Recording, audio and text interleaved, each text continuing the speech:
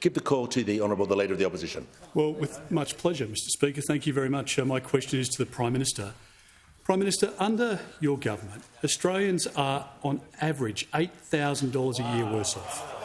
Order. People with a mortgage are $24,000 a year worse off. Energy costs are up $1,000, and food prices under your watch are nearly 10% higher.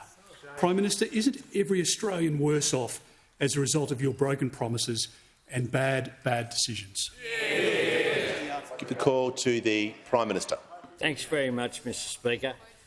I thought I was going to get a question about our cost of living tax cuts. But we got a much, but I got a much more general invitation into the difference that this government has made, Mr Speaker. When we came to office, inflation peaked as a quarter in March 2022 at 2.1%. In 1 quarter. The latest annual inflation figure, of course, is 4.1%. 4.1%. And one of the reasons why that has occurred is by producing the first budget surplus in 15 years, turning a $78 billion deficit into a $22 billion surplus. And of course, when it comes to cost of living, wages matter.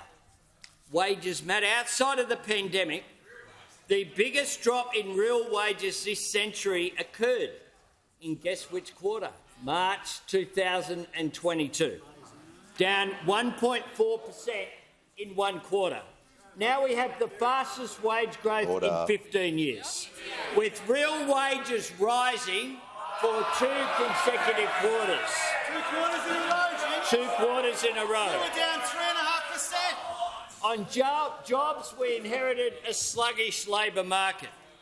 Employment growth has doubled, with around 650,000 jobs created on our watch and a record number of women in jobs and working full-time. Productivity growth on our predecessors was the worst in 40 years. Productivity rose in the September quarter by 0.9%. In construction, it was 4.4%. Business investment declined under them for the lowest level since the early 2000s. Business investment has grown in every quarter under Labor, up 12% in real terms. And of course, under them, they had tax policy that would have seen Australians who are the lowest paid get not a single dollar. Not a single dollar. Now, every Australian will get a tax cut. Every Australian. 84% of them will get a higher tax cut under us. And if they really thought their system was better, they'd be voting against it and promising to roll it back. Unless they do that, and who knows? They change their position every day. It's still possible. It's still possible. Now they're voting for it. The Prime Minister's time has concluded.